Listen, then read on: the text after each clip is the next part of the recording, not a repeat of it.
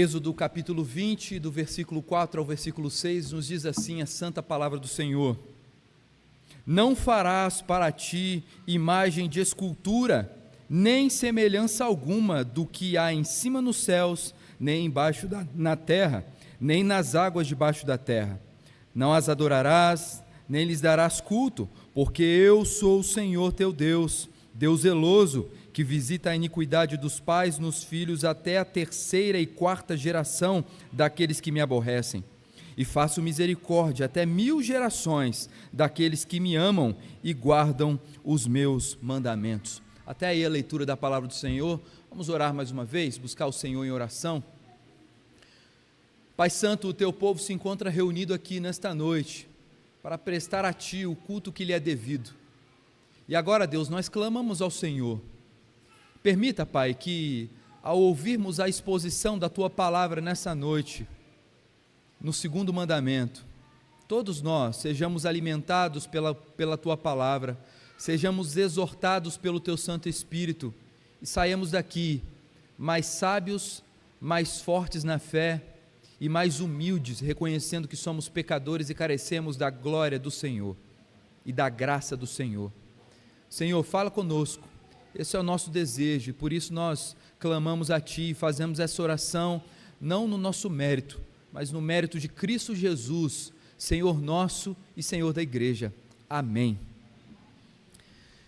Crianças, vocês têm uma missão hoje. Eu quero que vocês façam uma lista dos 10 mandamentos, um por um, e depois eu quero ver se vocês, não vale olhar na Bíblia, tem que ser de cabeça, tá? Vão escrevendo aí, aqueles que precisam de ajuda dos pais, os pais vão ajudando, escrevam aí os 10 mandamentos. Essa vai ser o exercício de vocês de hoje, além de prestar atenção também na mensagem. Meus irmãos, se o primeiro mandamento nos ensina que nós devemos adorar o Deus certo, o segundo mandamento nos mostra que nós devemos adorá-lo do modo certo. Em outras palavras, não basta ter o objeto certo da adoração, é preciso obedecer a forma certa também. Deus não aceita ser adorado de qualquer maneira, por mais bem intencionada que essa maneira venha a parecer. Enquanto o primeiro mandamento proíbe adorar deuses falsos, o segundo proíbe adorar um Deus verdadeiro de uma forma errada. Isso significa que até a nossa adoração ao Deus verdadeiro pode ser uma adoração repleta de idolatria. Quando nós moldamos o Deus verdadeiro à nossa imagem, ou tentamos representá-lo com símbolos visuais que distorcem quem Ele é. E uma ilustração clara disso está na história que eu mencionei hoje pela manhã, do rei Jeú. Foi um rei em Israel depois da divisão das 12 tribos, ele foi rei das 10 tribos no norte, e ele fez o que muitos reis não ousaram fazer, ele eliminou o culto a Baal dentro de Israel, ele destruiu os sacerdotes de Baal, sacerdotes da falsa religião, ele acabou com os altares e com a idolatria pagã dentro do território de Israel, e a Bíblia até o elogia. Lá no segundo livro dos reis, no capítulo 10, versículo 28, diz que assim Jeú exterminou a Baal de Israel. Mas o versículo seguinte, o versículo 29, é um alerta solene para todos nós. O texto diz assim: porém não se apartou Jeú dos pecados de Jeroboão, a saber, dos bezerros de ouro que estavam em Betel e em Dan. Se Jeú acabou com o culto a Baal, então o que esses bezerros sagrados estavam fazendo dentro do território de Israel? Um na extremidade norte e outro na extremidade sul. A resposta é que, embora Jeú tivesse imposto a obediência ao primeiro mandamento, tivesse de fato obedecido ao primeiro mandamento, ele permitiu que o povo, junto com ele, quebrasse o segundo mandamento. Aqueles bezerros de ouro não representavam Baal. Lembra, na divisão do reino, o templo ficou no reino do sul, em Judá, ficava em Israel, em Jerusalém, aliás, e então não tinha lugar para adorar no meio do pessoal das 10 tribos do norte. Então Jeroboão, com uma sabedoria vinda diretamente do inferno, resolveu fazer 2 bezerros de ouro e colocar um na extremidade norte e um na extremidade sul, para que o povo fosse adorar ao bezerro de ouro, da mesma maneira como o povo adorou o bezerro de ouro lá diante do Monte Sião, lá em Êxodo 32. Aquele bezerro de ouro que Jeú permitiu que o povo adorasse não representava Baal, ele tinha o propósito de representar o Deus de Israel. O bezerro de ouro na cabeça deles representava o Deus de Israel, mas é precisamente o contrário, na verdade é precisamente oposto ao que o segundo mandamento ensina, ou seja, adorar ao Deus verdadeiro com um ídolo. Deus está proibindo isso claramente nos versículos 4 a 6 aqui no nosso texto, porque não basta dizer, é para Deus. Se Deus não mandou, ele não aceita. O segundo mandamento é um chamado à reverência. Deus não quer ser adorado segundo as nossas preferências, mas segundo a sua palavra. Diante disso, a pergunta que nós precisamos fazer não é apenas a quem nós estamos adorando. Nós já respondemos isso no domingo passado, quando meditamos no primeiro mandamento. Nós devemos adorar o único e verdadeiro Deus. Não terás outros deuses além de mim, diante de ti. Mas a pergunta que nós devemos fazer meditando nesse texto é: como nós estamos adorando? E o segundo mandamento começa respondendo justamente por aí. Ele começa dizendo que Deus proíbe qualquer tentativa humana de moldá-lo a alguma imagem. Portanto, o tema que eu quero pregar para os irmãos nessa noite é o Deus certo do modo certo. Porque não adianta a gente adorar ao Deus certo do modo errado. O Deus certo precisa ser adorado do modo certo. E onde nós encontramos esse modelo de adoração? Na Escritura, na palavra que Ele mesmo, Ele se revelou a nós, Ele se revelou a maneira como Ele quer ser adorado. Então nós vamos ver isso em 3 partes. E a primeira verdade que eu quero anunciar para os irmãos é que a adoração moldada pelo homem, ela é ofensa ao Deus verdadeiro. E a gente pode ver isso do versículo 4 até a primeira parte do versículo 5. O segundo mandamento, irmãos, é um dos mandamentos mais detalhados. Se nós olharmos bem, ele abrange aí 3 versículos, o 4, o 5 e o 6. Os outros são curtinhos, né? São estanques, são mandamentos rápidos. E aqui nós vemos logo de início uma estrutura clara nos 10 mandamentos, né?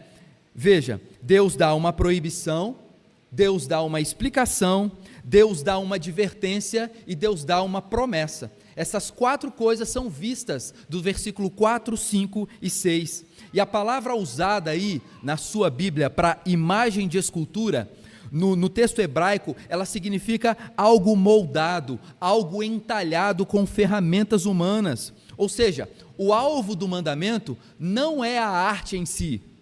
Deus não está produzindo desenvolvimento de arte, mas o uso da arte como um meio de tentar representar e adorar a Deus.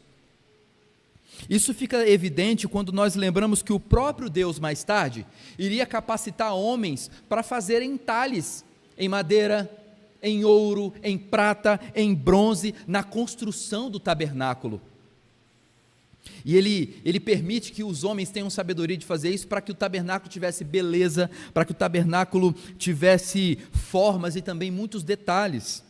O problema não é criar formas, o problema é fazer dessas formas instrumento de culto. Deus ama a beleza, mas Ele odeia a idolatria. Por isso Ele deixa claro, nenhuma imagem, em nenhuma esfera da criação é apropriada para representá-lo. Nada nos céus, nem o sol, nem a lua, nem as estrelas, nada na terra, nem os homens, nem os animais, nem os heróis, nada nas águas, nem as criaturas misteriosas e nem mesmo as forças simbólicas inventadas pela cultura humana. O motivo de Deus proibir isso é porque Ele é incomparável. Ele não pode ser reduzido a alguma coisa que ele mesmo criou. Ele não deve ser representado por nada que ele mesmo criou. Os israelitas, eles haviam convivido com os egípcios, e esses egípcios adoravam deuses com cabeça de animais, com cabeça de falcão, chacal, vaca, tudo quanto é animal que você imaginar, os egípcios tinham um deus com a cara de um animal.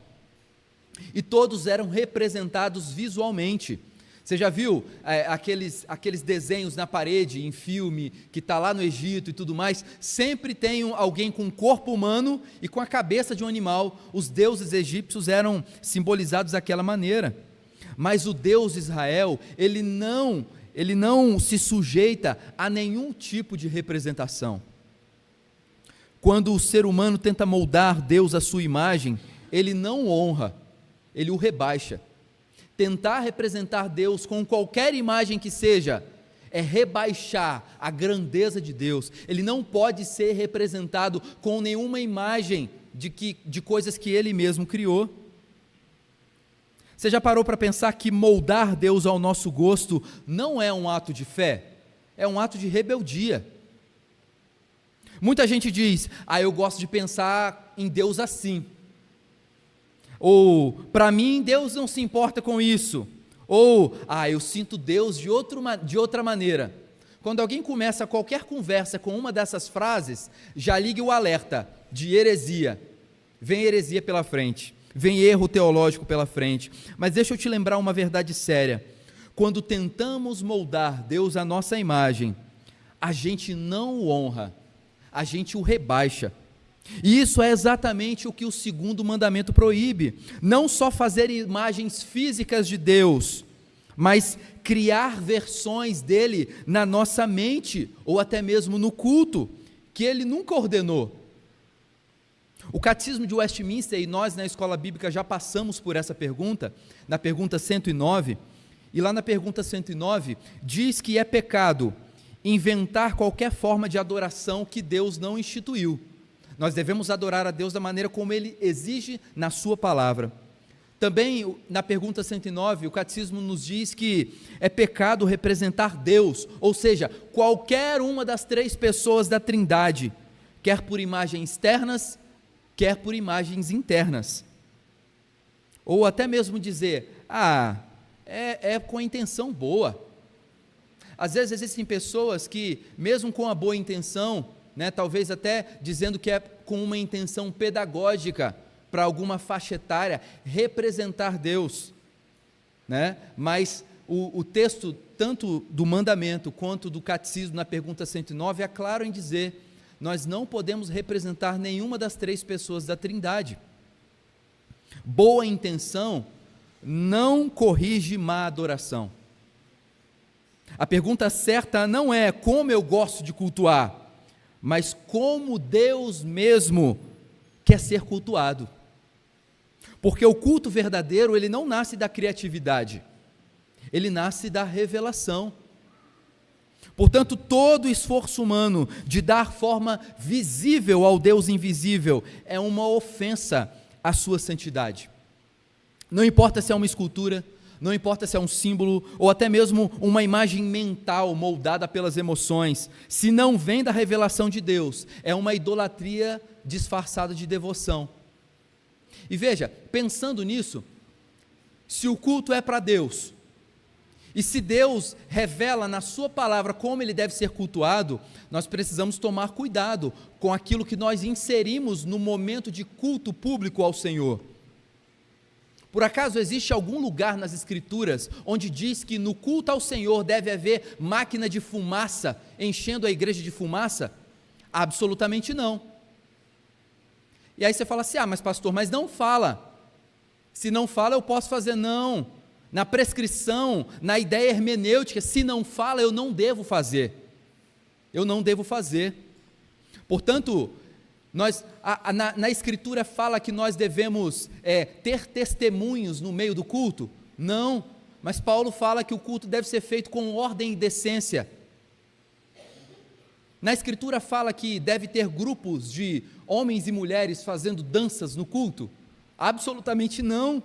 Aí alguém fala assim: pastor, mas Davi dançou, Miriam também dançou, mas em nenhuma circunstância no Antigo Testamento houve dança no momento de culto solene. Portanto, inserir qualquer uma dessas coisas no culto ao Senhor fere o princípio de hermenêutica das Escrituras.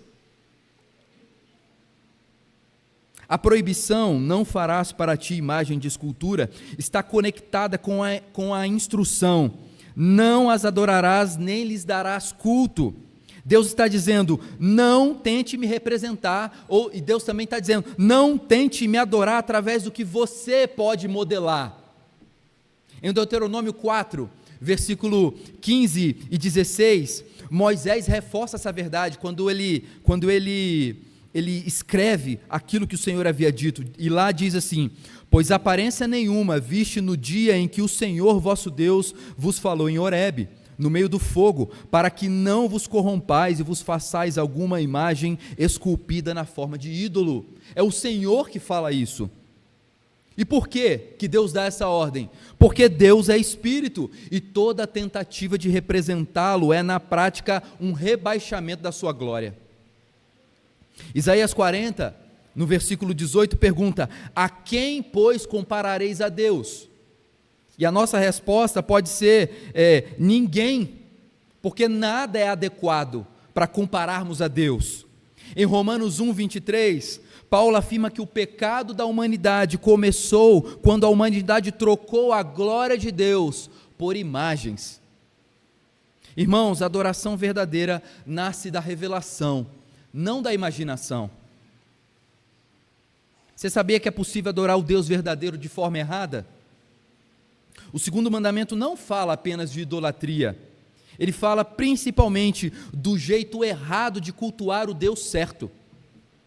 Hoje muita gente acha que se o coração está sincero, vale tudo, mas Deus não quer criatividade na adoração, Ele quer fidelidade à sua palavra.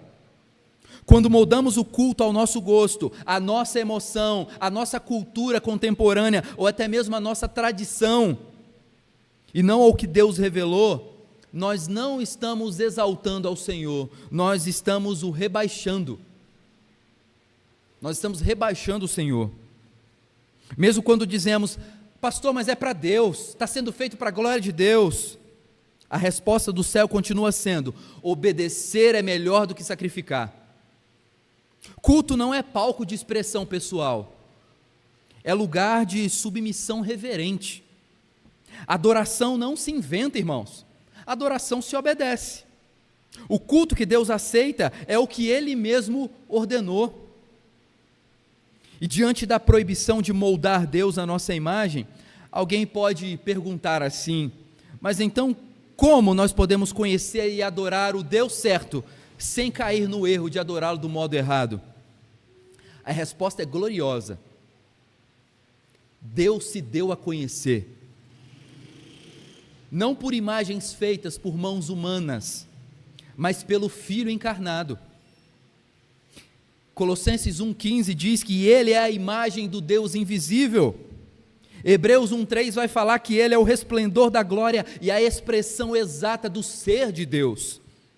Jesus Cristo é a única imagem viva, perfeita e autorizada de Deus, do Pai. Ele não apenas nos mostra quem Deus é, Ele mesmo é Deus.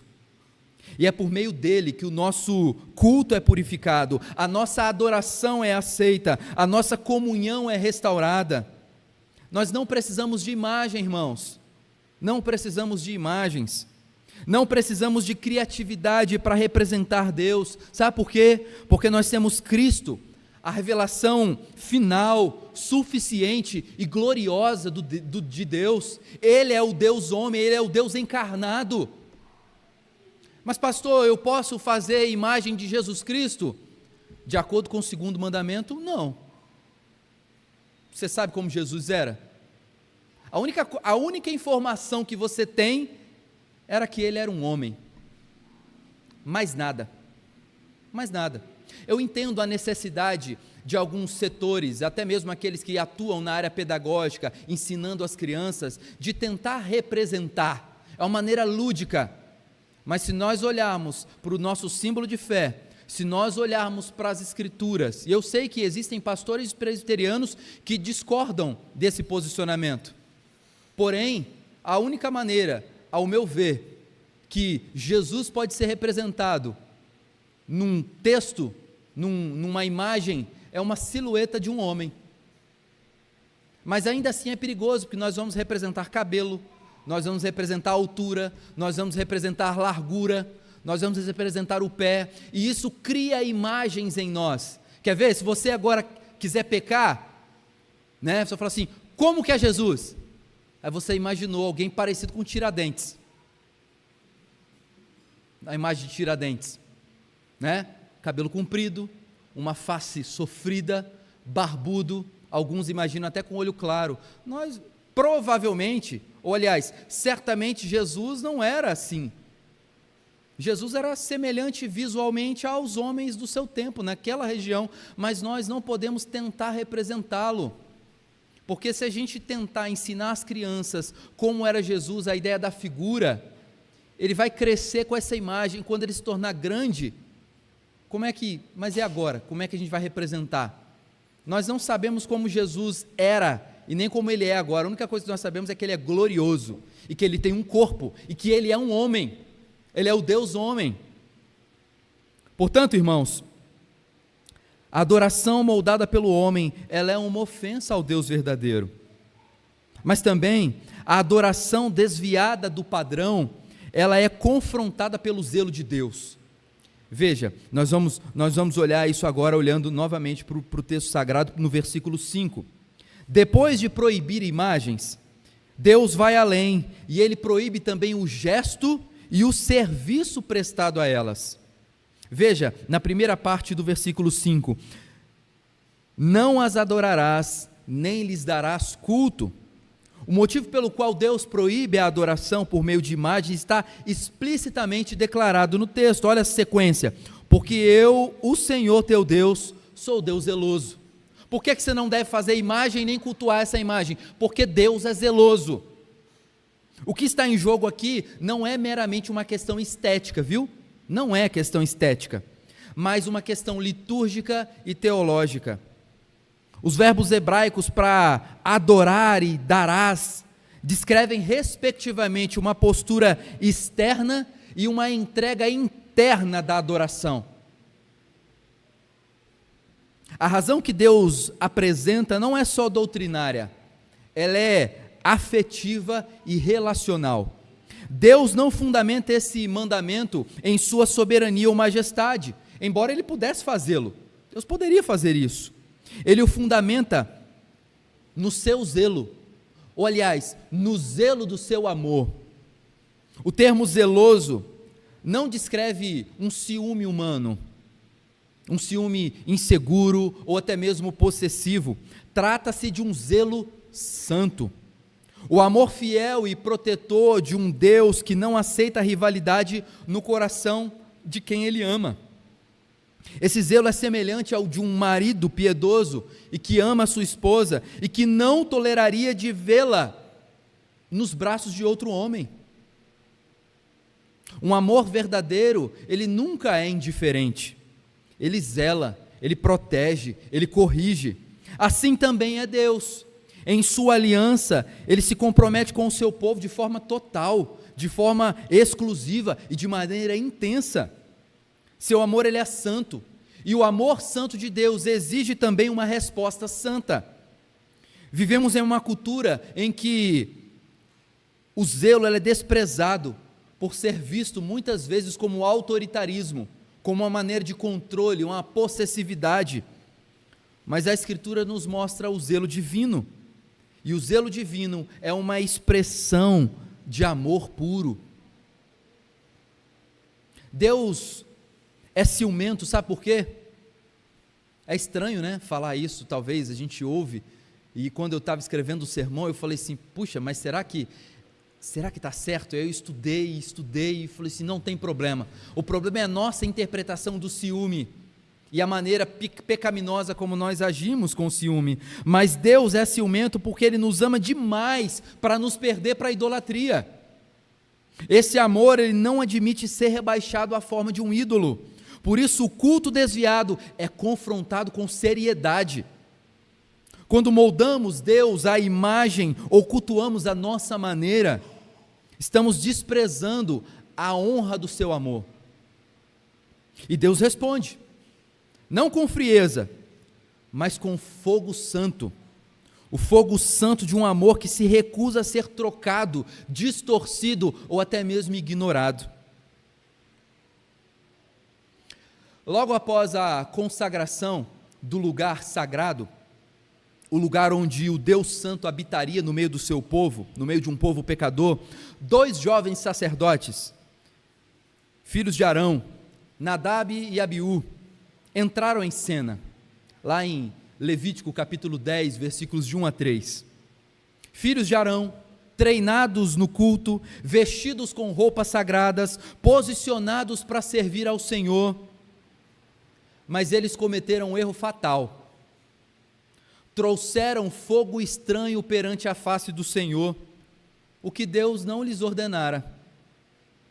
A Bíblia não diz em momento algum que eles adoraram a um outro Deus.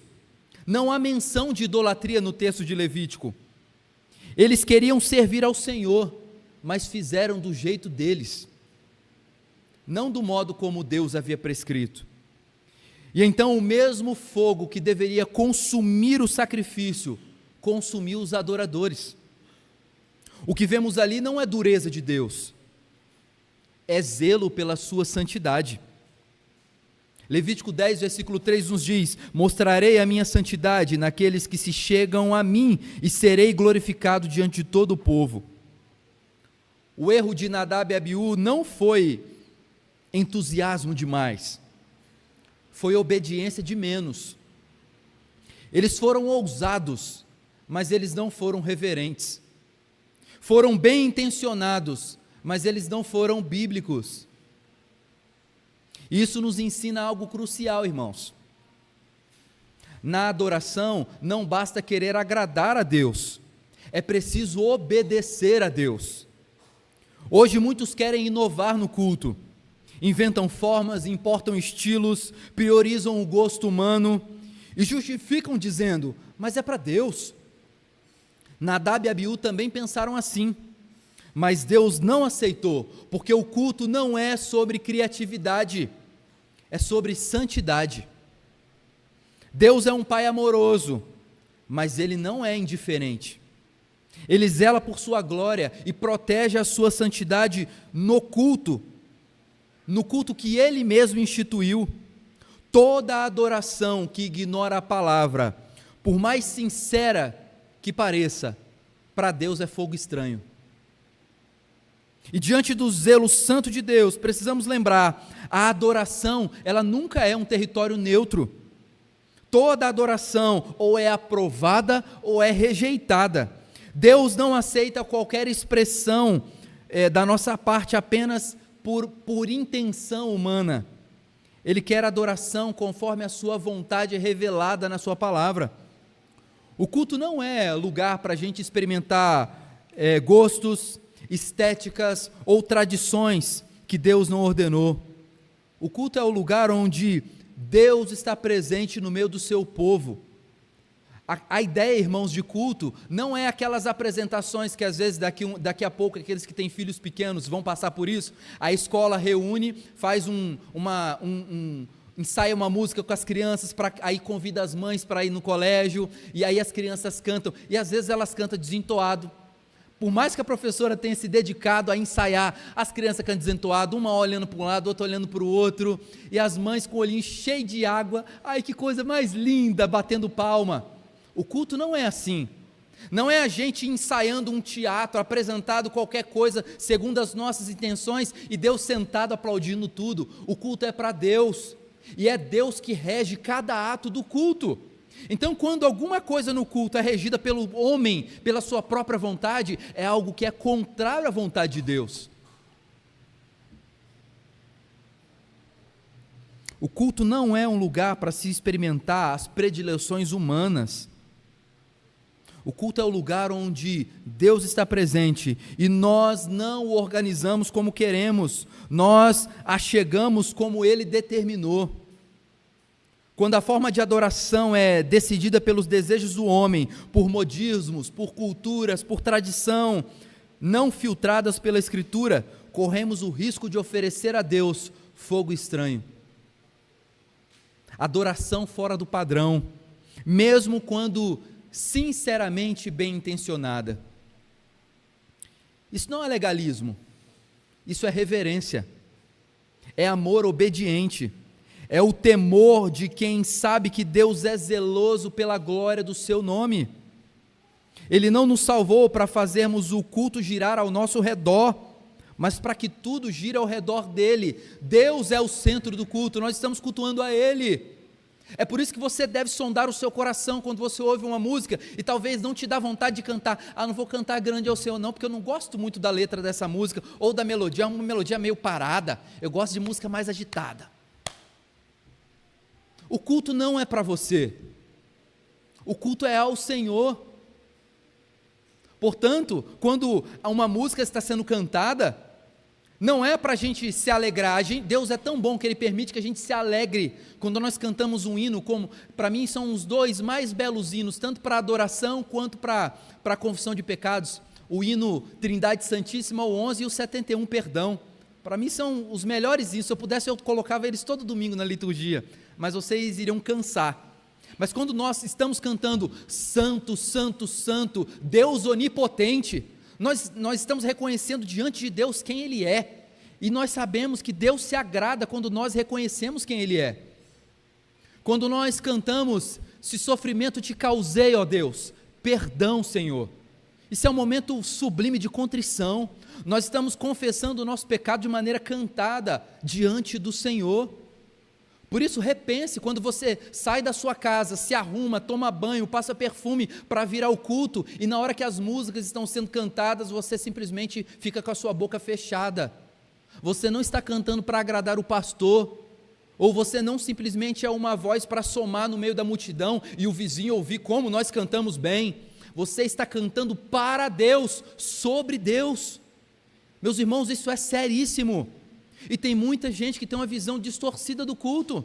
Olha, vamos fazer o seguinte, a primeira música do louvor tem que ser uma música mais agitada, para tentar mexer com o povo acordar, despertar. Mas que é isso?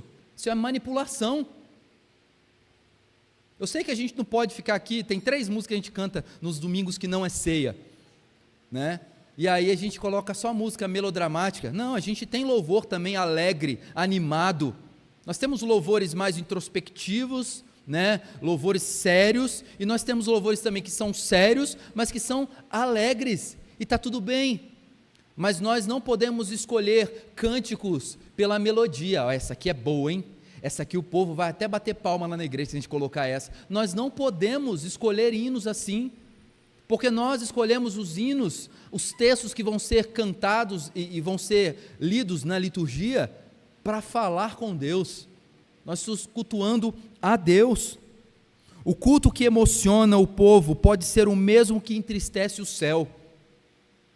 Deus não mede a adoração pelo fervor, mas pela fidelidade. Muitas igrejas por aí afora falam que o presbiteriano é um povo frio. Deixa eu colocar o ar-condicionado aqui que você vai ver 22 graus, aí você vai ver o que é gelado, né? Mas, por quê? As pessoas medem a espiritualidade pela gesticulação.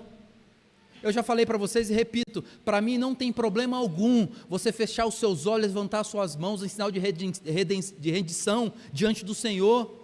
Isso é louvável, é bonito de ver, mas isso não pode ser somente uma expressão caricata de uma adoração, tem que ser algo sincero do coração. Eu já participei de cultos, não aqui, em outra oportunidade, lá para o lado de São Paulo, que na hora que quem estava na liturgia chamou o grupo de louvor, eu já vi gente fechando o olho e levantando a mão. Eu falei, mas não cantou nenhuma música ainda? Então existe uma maneira caricata de fazer essas coisas, mas quando você faz verdadeiramente, com o coração contrito, louvando a Deus, é bênção, irmão, é bênção. Isso é bom da gente fazer. Nós não podemos permitir que as pessoas lá fora nos chamem de frios. Você já participou de um culto de uma igreja presbiteriana? Eu falo igreja presbiteriana, não é aquelas que são presbiterianas só na placa, não. É igreja presbiteriana. Uma igreja confessional, uma igreja que trata a palavra com seriedade, o culto, como de fato ele deve ser tratado, é o culto ao Senhor. Se a pessoa tiver participado e ainda assim ficar com a imagem de frieza, é porque às vezes ela quer fogo estranho, ela quer a gente caindo, ela quer a gente gritando, e as coisas devem ser feitas com ordem e decência. Eu já disse a vocês, não tem problema algum glorificar o nome do Senhor, não tem problema algum, o pastor está pregando e de repente você ouviu uma palavra na hora da pregação que você quer glorificar, glorifica ao Senhor. Mas muitas pessoas interpretam a adoração intensa quando um grita mais alto do que todos, glória a Deus. Isso não tem prescrição bíblica alguma para isso. Nós adoramos a Deus no nosso interior, mas também no nosso exterior. Se nós estamos adorando a Deus, nós estamos cantando com alegria, nós estamos reconhecendo que nós estamos na presença dEle. Deus está aqui no culto, Ele está regendo cada ato desse culto. Portanto, se Deus está presente, nós deveremos agir com reverência, porque Deus está presente. Mas também, irmãos, por fim, a adoração que forma gerações, ela precisa ser regida pela aliança de Deus. Veja de novo o versículo 5, a segunda parte, e o versículo 6. O Senhor diz assim: visito a iniquidade dos pais nos filhos até a terceira e quarta geração daqueles que me aborrecem, e faço misericórdia até 1000 gerações daqueles que me amam e guardam os meus mandamentos. O segundo mandamento termina com uma declaração impactante, que expressa não apenas santidade de Deus, mas também a profundidade do seu zelo, a profundidade do seu ciúme. Aqui nós vemos um aviso e nós vemos também uma promessa. Deus revela que a sua resposta à adoração vai muito além de um adorador individual. Ela ecoa geracionalmente, seja em juízo, seja em graça. O texto é claro, veja, acompanhe comigo no texto, olha o aviso: visito a iniquidade dos pais nos filhos até a terceira e quarta geração daqueles que me aborrecem. Esse é o aviso, esse é o alerta, mas agora olha a promessa: faço misericórdia até 1000 gerações aos que me amam e guardam os meus mandamentos. O texto diz que Deus nos ensina, que Ele age com zelo em relação ao culto que Ele recebe, e é exatamente por amar com intensidade que Ele também confronta com seriedade. Deus não aceita dividir a sua glória com imagens moldadas pela imaginação humana. Esse ciúme, ele não é fruto de insegurança, mas de uma fidelidade inquebrável à aliança que Ele estabeleceu com o seu povo. A palavra iniquidade, no hebraico, descreve algo torcido, algo corrompido, e nesse contexto, refere especialmente à idolatria, ao culto que deturpa a glória de Deus. Mesmo que alguém diga estar adorando com sinceridade, se o objeto ou a forma de adoração não corresponde ao que Deus revelou, aquilo se torna uma perversão espiritual. Idolatria, irmãos, é um gesto religioso com aparência de amor, mas que Deus chama de ódio contra ele, lá em Deuteronômio 16, 22, se você depois quiser conferir. Por isso a advertência ela é séria.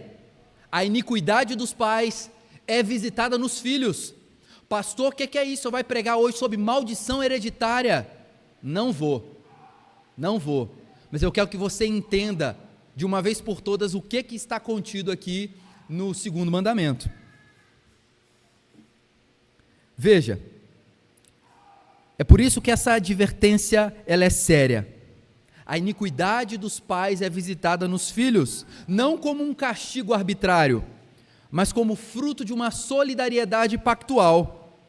Deus não é apenas justo, Ele é ciumento pela fidelidade do seu povo. E esse ciúme santo se manifesta na forma como Ele trata o culto ao longo das gerações. Isso nos leva a uma pergunta importante.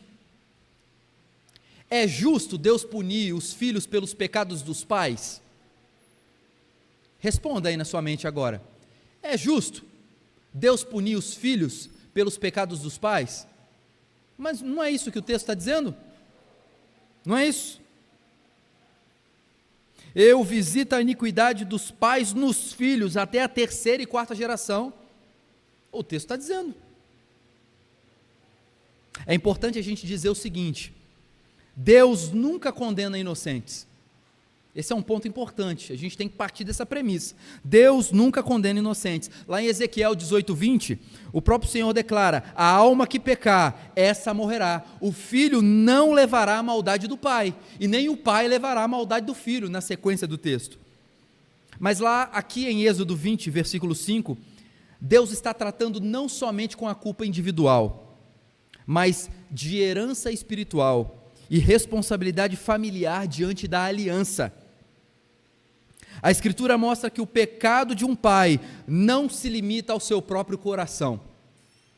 Ele pode contaminar a estrutura espiritual de toda a casa. Exemplo claro disso é a casa de Acabe. Seus 70 filhos foram mortos não por azar hereditário, não porque eles nasceram na casa errada, não foi por isso, mas por terem seguido o caminho perverso do seu pai, deixando de adorar o Deus verdadeiro para adorar a Baal. Ou também o que aconteceu com Acã. Você deve se lembrar lá do texto de Josué, capítulo 7, que roubou alguns itens de despojos que ele não deveria ter feito, ele não deveria ter tomado, e ele escondeu debaixo do tapete dentro da sua tenda.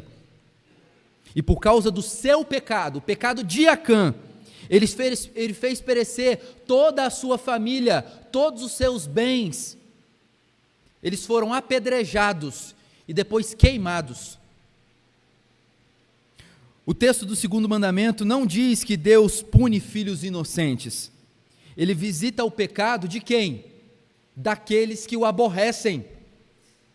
Isso é, filhos que imitam, que continuam e aprovam os mesmos desvios dos pais.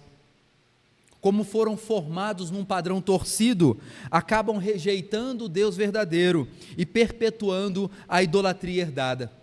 Você já pensou que o culto que você presta hoje pode abençoar ou confundir os seus filhos amanhã? Deus não só olha para o momento, Ele constrói histórias que atravessam gerações. Quando nós olhamos para o segundo mandamento, vemos uma advertência, mas também vemos a promessa de esperança. Enquanto o juízo alcança até a 4 gerações, a misericórdia se estende por 1000. E essa proporção, irmãos, ela é proposital. Deus é justo e Ele pune o pecado, mas Ele se deleita mais em abençoar do que em punir. O eco dessa promessa está lá em Gênesis 17, versículo 7, na aliança que Deus faz com Abraão. Estabelecerei a minha aliança entre mim e ti e a tua descendência no decurso das suas gerações, aliança perpétua para ser o seu Deus e da tua descendência. Pais que adoram Deus com fidelidade lançam uma semente que floresce por gerações. O culto fiel forma o coração dos filhos e a graça de Deus repousa sobre essa casa. Mesmo quando há falhas, Deus intervém com misericórdia, quebrando o ciclo de idolatria, estabelecendo um legado e dando um novo coração, estabelecendo um legado de adoração. Mas isso não é automático. Não se trata de um determinismo espiritual. Os filhos continuam sendo responsáveis pelas suas escolhas. Ainda assim, o padrão bíblico é que Deus honra pais que o honram e abençoa filhos que o amam. O que Deus está fazendo na sua família? Quando os pais planejam o futuro, devem ficar mais preocupados com o segundo mandamento do que com a sua conta bancária. Esse mandamento contém um aviso solene para os pais. Vocês, pais que estão aqui presentes, prestem bem atenção. Quando o homem se recusa a amar a Deus intensamente e a adorá-lo de forma correta, a consequência desse pecado dura por gerações. A culpa do homem que guarda ídolos no coração vai corromper a sua família, fazendo com que no fim todos venham a ser punidos. Mas o homem que ama a Deus supremamente, o homem que se curva diante dele em genuína adoração e o serve com verdadeiro louvor, verá a bênção de Deus repousar sobre a sua casa para sempre. É por isso que presbiterianos batizam os seus filhos, porque são filhos de crentes e estão anunciando para a igreja que aquele bebezinho recém-nascido também faz parte da aliança que você tem com Deus, ou aliás, que Deus tem contigo. Aí você fala assim, mas pastor, um filho de presbiteriano pode se desviar na vida adulta? Pode. Infelizmente pode. Mas a palavra, a semente foi plantada. Se ele for um eleito de Deus, Deus vai trazê-lo de volta. E você deve se apegar nisso. Não entregar para o Senhor. Senhor, agora só o Senhor mesmo, Senhor. O que eu podia fazer eu já fiz. Não. Dediquem-se, continuem orando.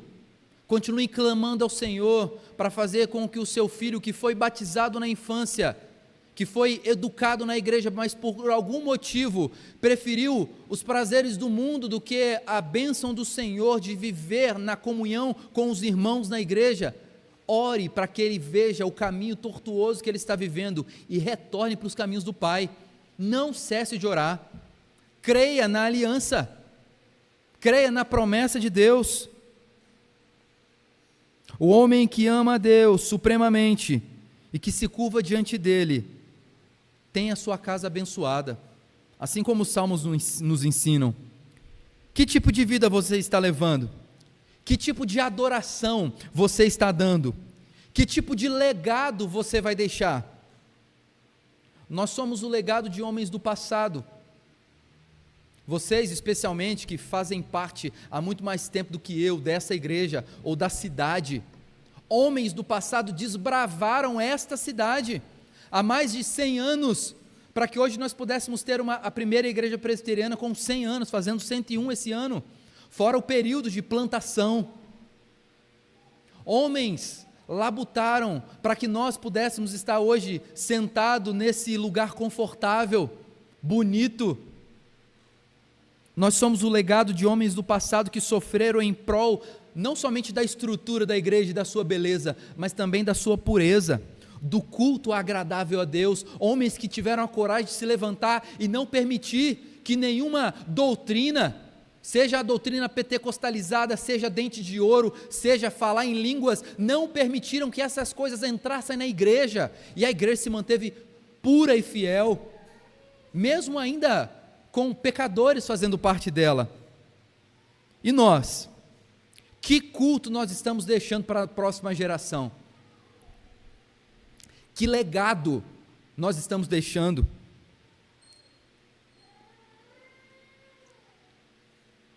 Qual é o culto que aqueles que hoje choram e faz a mãe precisar sair da igreja, qual é o culto que eles estarão prestando ao Senhor quando eles tiverem crianças nos seus braços?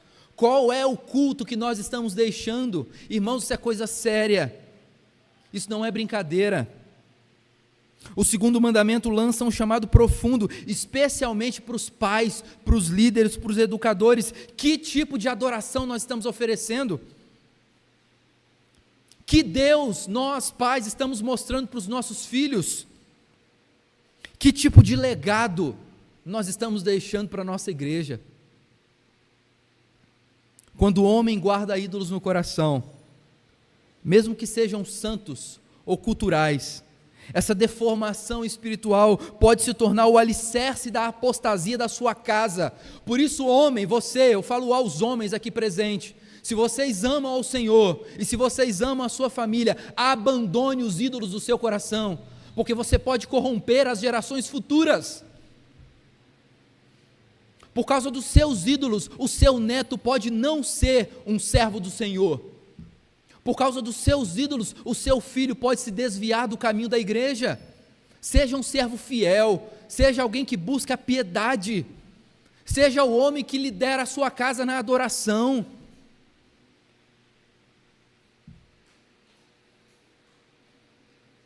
Mas o homem que ama a Deus, que cultua segundo a palavra e que ensina com reverência no lar e na igreja, verá a bênção de Deus repousar na sua casa, hoje e no futuro. Pais devem se preocupar menos com o saldo do banco e mais com o que estão ensinando sobre Deus aos seus filhos. A adoração é a maior herança espiritual que nós podemos deixar para a próxima geração. Se Deus te der a bênção de você ter filhos e deixar muitas posses para os seus filhos, amém, amém. Mas que isso não seja maior do que a herança espiritual, do que o seu, imagina, do que o seu tataraneto. Eu sei que não tem ninguém aqui que tem bisneto ainda, eu imagino que não, ou talvez tenha bisneto. Tem, quem tem bisneto? Dona Estela está me alertando ali que tem sim. Mas imagina que bênção é poder falar assim: eu sou a quinta, eu sou a sexta geração de uma família que serve a Deus. Isso é bênção, isso é bênção. E como nós encontramos isso na igreja, principalmente na igreja presbiteriana, de vermos pais, filhos, netos, todos sentando nos bancos da mesma igreja, enchendo os bancos de uma igreja. Irmãos, isso é bênção. Isso é quando os pais se dedicam a ensinar os seus filhos a adorar a Deus. É por isso que nós não temos uma sala separada para as crianças aqui. Eu sei, aos pais aqui, a minha esposa fica ali com os dois, e dá muito trabalho. Eu sei que dá trabalho, mas se dediquem a ensinar os seus filhos a cultuar a Deus. Se dediquem a entregar uma Bíblia na mão deles, mesmo quando eles ainda não conseguem ler. Deixa, mesmo que ele fique de cabeça para baixo, mas ensina que é desse lado, filho. Está vendo esse rabichinho aqui da Bíblia? Tem que ficar para baixo. Vai ensinando. Na hora de cantar, fique em pé, vamos cantar. Mas eu não sei ler no projetor, mas canta. Canta. E nós temos já exemplo aqui na igreja de crianças que às vezes não canta a letra perfeita, mas elas balbuciam a melodia. Isso é sinal que estão participando do culto. Isso é bênção. Engana-se aquele que acha que criança não presta atenção. Você que já participou de algum ambiente com criança, você já deve talvez ter falado alguma coisa achando que o menino, a criança não estava prestando atenção, e de repente ela entrou na conversa, e você fala assim: meu Deus, ele está ouvindo. Às vezes deu até uma opinião, não era para você estar prestando atenção nisso, menino, né? Criança, presta atenção. Eu sei que talvez para ainda um recém-nascido é difícil mantê-lo dentro do culto, mas dediquem-se a ensinar os seus filhos que você adora o Deus certo, e você também se dediquem a adorar o Deus certo do modo certo. E eu quero concluir, irmãos, lembrando a vocês o que nós vimos no início do sermão. Nós vimos a história de Jeú, um rei que começou certo, mas que parou no meio do caminho. Ele destruiu os falsos deuses, mas ele manteve um falso culto. Ele obedeceu ao primeiro mandamento, mas ele desprezou o segundo. Jeú é um lembrete: não basta rejeitar ídolos explícitos, é preciso adorar o Deus verdadeiro do modo que ele nos ensinou para que nós o adorássemos. A Bíblia diz que Jeú destruiu a Baal de Israel, mas ele não removeu os bezerros de ouro em Betel e em Dan. Por quê? porque era mais fácil manter um culto que agradasse ao povo do que um culto que agradasse a Deus.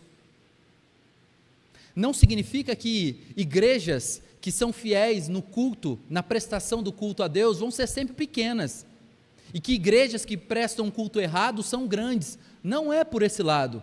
Existem igrejas que têm um culto legítimo e fiel a Deus e que são grandes. Existem também igrejas que têm um culto indigno do Senhor e que são pequenas. Jeú eliminou a idolatria visível, mas ele preservou o culto moldado por conveniência, não por aliança. O resultado? O coração do povo nunca foi totalmente convertido. E o juízo de Deus veio, geração após geração. Jeú representa, irmãos, tanto de nós, conhecemos o Deus certo, mas tentamos adorá-lo ao nosso modo. Queremos a bênção da aliança, mas sem o compromisso com a palavra. Trocamos o altar do Senhor por bezerros de ouro revestido de tradição, às vezes de emocionalismo, ou às vezes até mesmo de estética. Mas o segundo mandamento nos chama de volta à adoração, regida pela palavra, moldada pela aliança e motivada pelo amor a Deus. Esse chamado, ele é exigente, mas também cheio de esperança, porque onde Jeú falhou, Cristo venceu. Ele não apenas rejeitou todos os ídolos, Jesus Cristo, ele obedeceu perfeitamente a todos os mandamentos. Cristo nunca moldou o culto ao gosto humano, ele viveu para a glória do Pai, ele adorou em espírito e em verdade, e nós somos convidados a fazer o mesmo. E mais do que isso, é Ele, Jesus, que purifica a nossa adoração falsa. Na cruz, Jesus recebeu o castigo que cabia àqueles que moldam ídolos, para que agora, reconciliados com Deus, possamos adorá-lo no lugar santíssimo. Em Cristo, o Deus zeloso se tornou um Deus acessível. Em Cristo, o Deus que proíbe o fogo estranho, envia o Espírito Santo para acender em nós a chama da adoração verdadeira. Então, diante desse Deus que nos ama com ciúmes santos, eu te pergunto, como está o culto no seu coração? Que altar você tem edificado na sua vida? Que Deus você tem apresentado aos seus filhos? Adore o Deus certo, do modo certo, não com as suas preferências, mas com a fidelidade de quem ama, não com invenções, mas com o sangue de Cristo, não com idolatria refinada, mas com uma fé obediente, porque só existe um Deus digno da nossa adoração, e só há um mediador pelo qual essa adoração é aceita: Jesus Cristo, o Filho eterno de Deus. Amém.